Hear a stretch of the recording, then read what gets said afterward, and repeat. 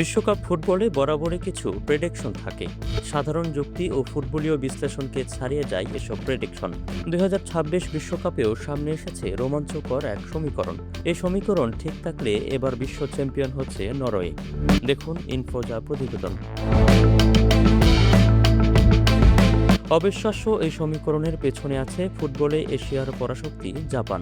বিশ্বকাপের ইতিহাস ঘাটলে দেখা যায়, নকআউট পর্বে জাপানকে যে দলই হারিয়েছে সেই দলকে বিদায় করে শেষ পর্যন্ত অন্য একটি দল বিশ্ব চ্যাম্পিয়নের মুকুট মাথায় তুলেছে।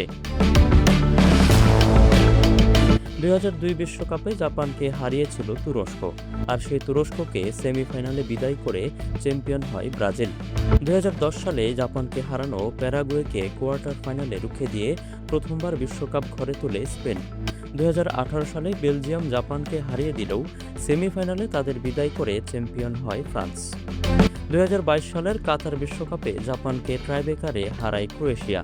সেমিফাইনালে সেই ক্রোয়েশিয়াকে ঘুরিয়ে দিয়ে বিশ্বজয় করেন লিওনেল মেসিরা। সেই চেনা ছক যে এবারও ঘুরে আসবে না, সেটা কি বলা যায়?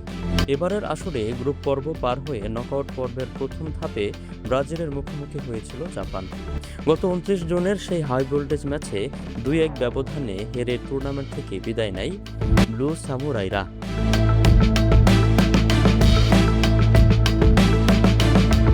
পুরো বিশ্বকাপে জাপানের হার কেবল এই এক ম্যাচেই, আর এই পরাজয়ের মধ্য দিয়েই জেগে উঠেছে পুরনো সমীকরণ। জাপান বধ সমীকরণের পরে শিকার হয়েছে ব্রাজিল। গত 5 জুলাই নরওয়ের মুখোমুখি হয়েছিল সেলেসাওরা। নরওয়ের তারকা স্ট্রাইকার আর্লিং হাল্যান্ডের জোড়া গোলে বিশ্বকাপ থেকে ছিটকে যায় ব্রাজিল। ব্রাজিলের এই বিদায়ের পর জাপান বধ সমীকরণ কি বলছে? তাহলে কি এবার বিশ্ব চ্যাম্পিয়ন হতে যাচ্ছে নরওয়ে?